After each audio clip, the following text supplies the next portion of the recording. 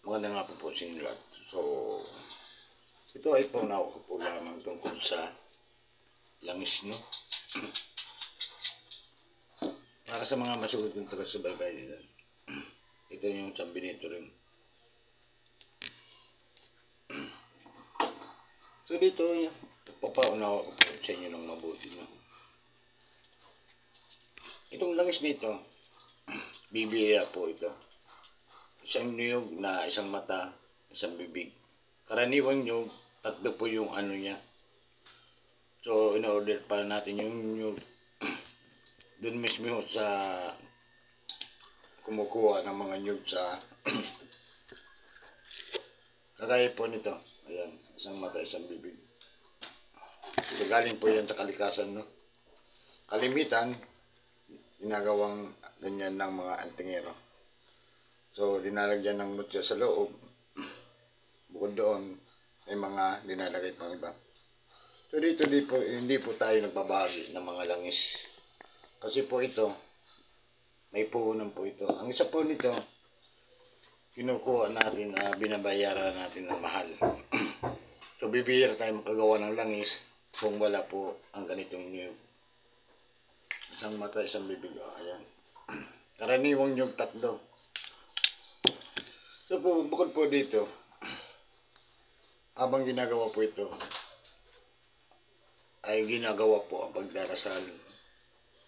Lahat ng devotion, konsagrasyon, pondo balabar, orasyon sa mga sakit, orasyon pangontra, para po gumana po ito ng maayos, no? So, mainam itong pampahid sa may mga sakit spiritual. Gawa ng kulang barang mas mga espiritu, mas mga elemento. Bukod po dito, mayroon pa pong bangin sa loob. So, ano po ba ang bangin na yan? Isang bangin galing sa puso ng karagatan. So, mainam na pangalina.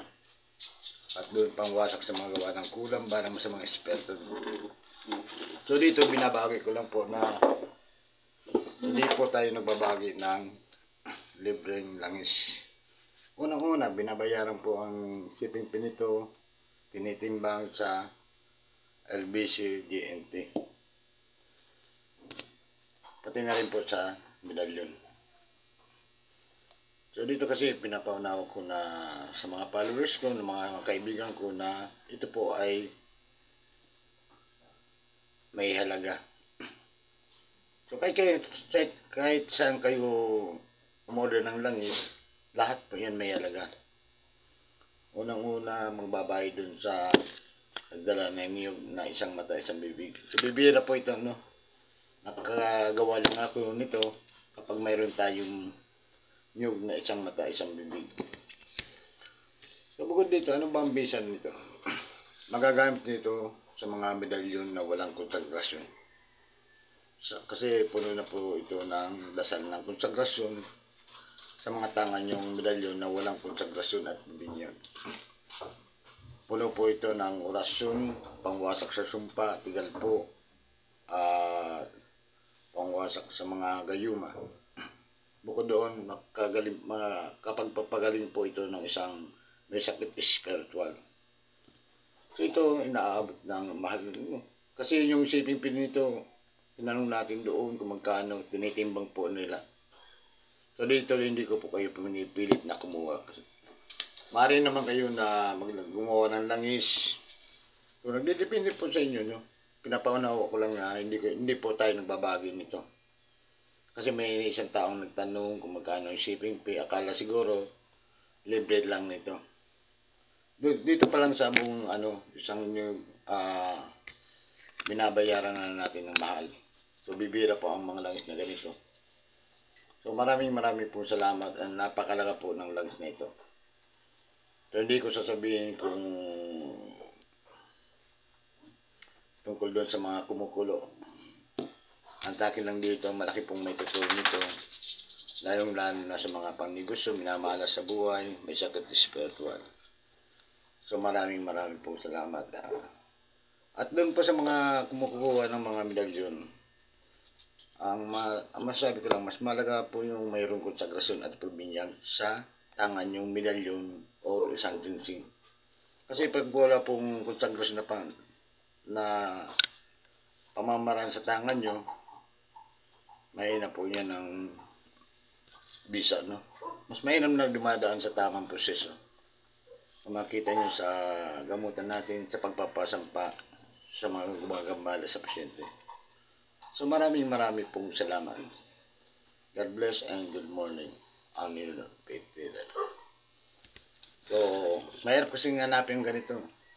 Kalimitan, ginagawa ito ng milyon ng antingero. Tinatakip ng ganyan, no? Magkabilaan. Makita nyo sa mga YouTube. Ayan, magkabilaan. Dito, kapag may butas, nilalagay yung mutya. So, papakita ko sa inyo ang mutya. Kagaya ng isang, ayan, makita nyo, hati yung kulay niya. Kalating puti, kalating. So, nagdidepende sa paniniwala ng isang tao, no? Nilalagay pa dyan sa loob para gumana ng maayos. So, maraming pang nilalagay dito. Kalimitan nilalagay, bulaklak ng kawayan, ayan, tanglad, at mga iba-iba pa. Maaari rin lagyan ng tagusan, no? So, maraming pong salamat. God bless and good afternoon. Ang Nino Pitila. Sa mga nag-interesado, maaari kayong umorder nito. Kaso, mahal talaga sa aabutin ito. So, maraming pong salamat.